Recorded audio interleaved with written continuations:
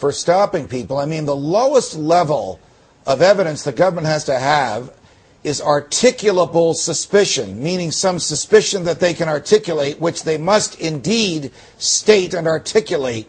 But what authority do they claim for stopping individuals without even articulable suspicion, without even evidence of anything? Well, you know, Judge, we've got this body of law that has arisen in the last several years in regards to these checkpoints, and it's forever changing.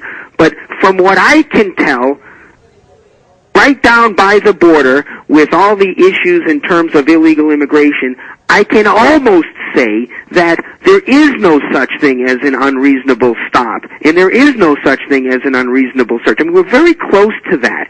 And so there are regulations on checkpoints, and I will tell you, I am intending to go through this checkpoint with a fine-tooth comb, and it won't be the first time, I suspect, that I'll find that there's a problem with this checkpoint, because the case law, although it allows checkpoints, they have to be very strictly construed, and there are lots of various reasons why they can or can't do it. You know, in this case, one of the interesting facts, I think, is going to be the situation with the dog. Wouldn't it be nice if we could put the dog on the stand and I could cross-examine the dog about whether the dog indeed alerted or didn't alert? But that's really one of the flashpoints of this case. The government had a dog, and the government claimed that its dog, you're not talking about Stephen's dog, you're talking about the government's dog reacted in some way that caused them to do what they did to Stephen. Yeah, I suspect the signal in this case was something close to breathing or maybe just simply moving, because, you know, Stephen is there and he's watching and he doesn't see any alert. And, you know, at some point, a DPS, which is our state police, a DPS officer shows up on scene and has a civil conversation with Stephen. And Stephen says, look, if the dog alerted to something, I'll go over to the secondary checkpoint, no problem. But that dog didn't alert. Is it so unreasonable to just have him bring the dog back and have him walk around? Because Stephen knows there's nothing in his car. How is it that all of this was recorded? Did the government know that Stephen was videoing and audioing what they were doing to him, or at least a portion of it? Well, I can't say if the government knew, but Stephen knew, because it's not his first time going through a checkpoint. He's an American who travels, and so he's an American who travels through checkpoints constantly. And this isn't the first time he's been harassed at a checkpoint. But, you know, in this case, the DPS officer goes to the Border Patrol. What is DPS? That's our Department of Public Safety. Those are our state police here.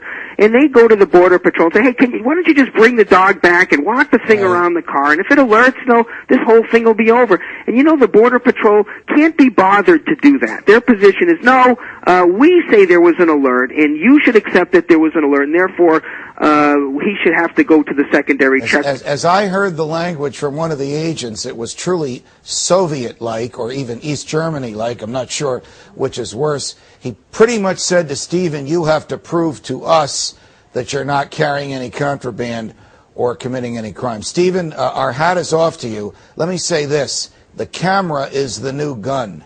Filming the government and showing its excesses and showing its utter ignorance of the Constitution, which every person that works for the government has taken an oath to uphold, will have massive effect. And we, of course, that believe in your civil liberties and your right not to be stopped by the government, absent some demonstrable evidence of a criminal activity, will make sure that this tape, let's just say, is seen by a great number of people. Pastor Stephen Anderson, Mark Victor, thanks very much. Thank you, Judge. Good luck to you. Mark, keep us abreast of the case, would you please? Yeah, and maybe you just have George shoot me an email once in a while and just say, hey, tell me what's going on. I'll be happy to keep you in the loop. Will do, and when you and Stephen are in New York City, come and join us here on the set of Fox. Okay, we will. Thank you. Jim Bovard, who's the author of Attention Deficit Democracy and many works about government excess, joins me now from our studios in D.C. Jim, welcome to Freedom Watch. Hey, thanks for having me on. I'm going to guess that you were not surprised by what you just heard from Pastor Stephen and from his lawyer. Yeah, I've known Mark Victor for several years. Mark's an excellent lawyer. I'm glad Mark's on the case, and hope they can expose a lot of the inner workings of these checkpoints, because it's kind of funny that the government puts out this report on extremism, and then you look at what the government actually does, and it's surprising that more people are not very distrustful of government. What are the checkpoints? Where are they?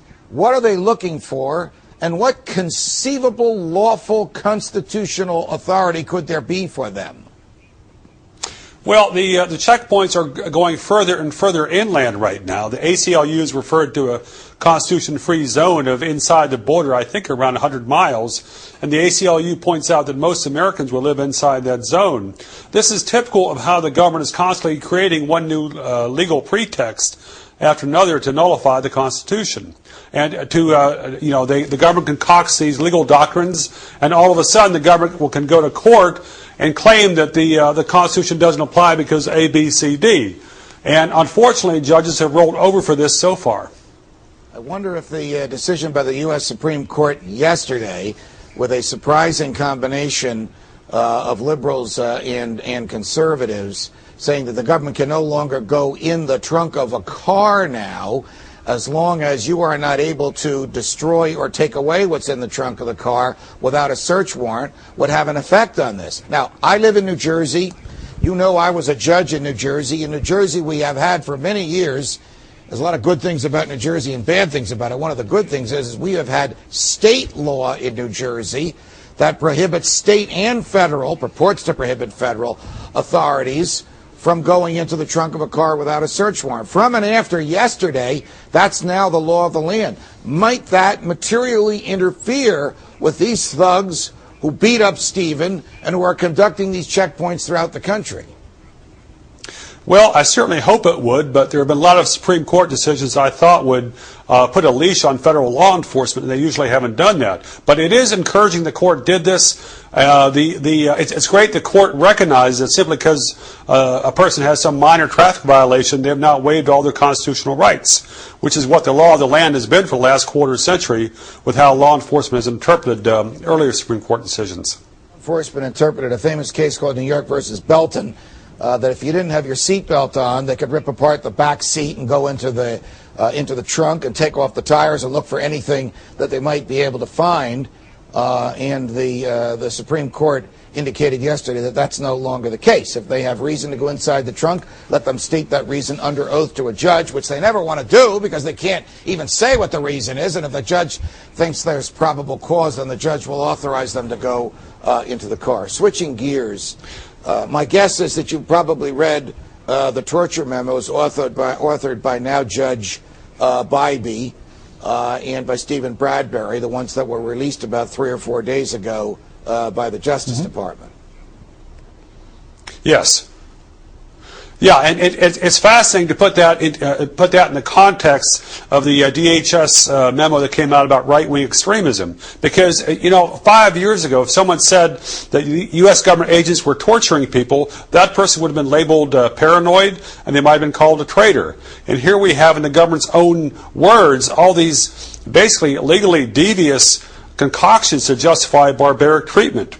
And this is coming out of the upper echelons of the Justice Department. It's not some wayward hillbilly from West Virginia who's doing this. It's the best and the brightest of the Bush administration.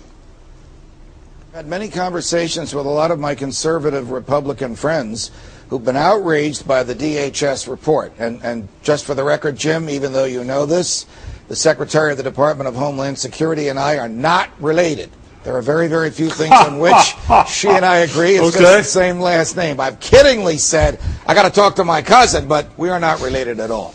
But the DHS report, in light of the torture memos, is exceptionally troubling. The DHS report, as you know, and what you and I and a lot of people who took this off the internet read, was a 10-page version of what is undoubtedly a far longer classified version. We read the unclassified version.